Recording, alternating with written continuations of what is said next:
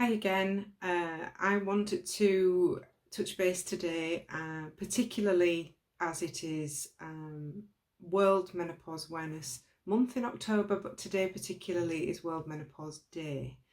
As a member of Indigo Thinking, but also as a woman in my 50s going through the menopause, I wanted to just check in and share some of my experience, both as a woman, as a counsellor, and the shared experience I have with my clients in terms of going through this journey, because it's not easy.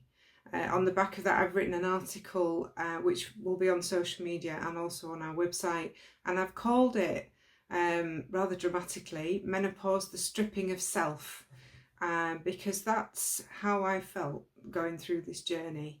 And the subtle kind of knock-on effects of those really big physical and psychological symptoms that I wanted to touch on that I've experienced, and I wasn't really, I guess at the time, aware that they were menopause related, but as I look at it now, I understand that there's some real joined up thinking in what my therapist was trying to help me with, in terms of understanding who I am now, who I was, and who I'm going to be moving forward as I work my way through this life change, essentially. And we do talk about the big stuff, the hot flashes and the night sweats, the brain fog, the memory loss. I nearly forgot then. The memory loss, the stuff that can really impact our day to day, how we get up in the morning and do our day, do our job, be who we need to be for everybody else. But what about those knock-on effects? Like for me, and these are my experiences, loneliness. I felt like nobody understood. I could read anything on the internet, loads of support groups out there, but I still felt like nobody around me understood how I felt. Fear, big fear around whether the people that I thought loved me were still going to love me, because I was becoming a different person, because I couldn't meet their needs in the same way as I used to be able to. Grief, which would it never even occurred to me, but I'm losing who I used to be. And that's all I could focus on for a time, was that I wasn't who I used to be, rather than trying to focus on who I might become. But a big sense of loss around self, and that's why I've called the article The Stripping of Self. Shame, a massive part of played into me for shame. When I looked in the mirror and I looked different, and I might have gained weight, or things didn't fit me anymore, and I was like, I couldn't look at myself for quite a long time because I just didn't recognise who I was. And then anger, why is this so hard? Why is this so difficult? Why can't I get more help? And all of these things played into my insecurities and vulnerabilities about who I am as a woman, who I identify as.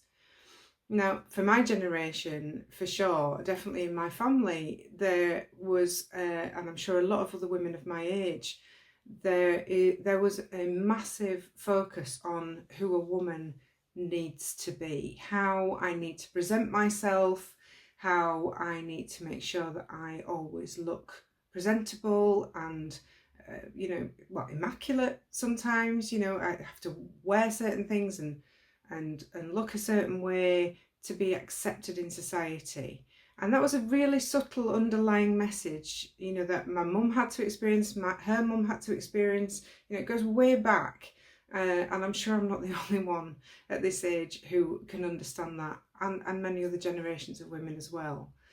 I'm sat here today talking to you with yet another eye infection, because I now have dry eyes as a result of menopause. Nobody told me about that. So that might seem like a small thing, but what it means for me is that one of my things that I used to mask myself was mascara. I used to wear mascara all the time. Mascara and lipstick was the only two things I wouldn't leave the house without for years and years. And now I struggle to wear mascara. Now that might sound really superficial, but actually for me, it was a real game changer in terms of how vulnerable I felt leaving the house. And I'm sure a lot of women will relate to that. So especially when I'm meeting people, I'm a counsellor, I sit opposite people on a day-to-day basis, and part of my armour I can no longer wear. So what does that do for me as a therapist? What does that do for me as a woman? Well, I've had to find out other things about myself that add value other than just how I look and how I present myself to people, what image I create, what they perceive me to be.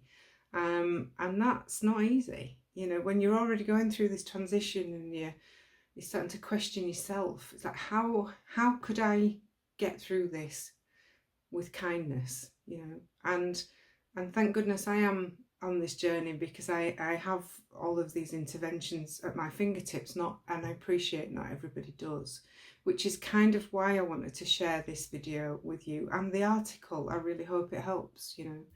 So other than the HRT and the doctor's appointments and all the creams and lotions and shampoos and different makeups and things that we're all encouraged to try to make us feel better, I don't think I've ever had so much lycra in my wardrobe in my life.